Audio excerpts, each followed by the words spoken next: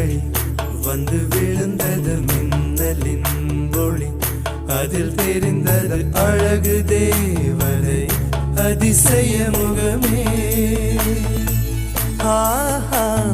தீப்பொறி எழ இரு விழிகளும் தீக்குச்சி எனையுரசிட கோடி பூக்களாய் மலர்ந்தது மனமே.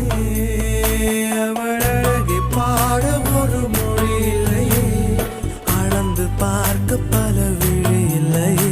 என இருந்த போதும் அவள் எனதில்லையே, மறந்து போய் என் மனமே. வெண்மதி என்னில்லை, நீ வணக்கமே கத்துக்க சொல்ல.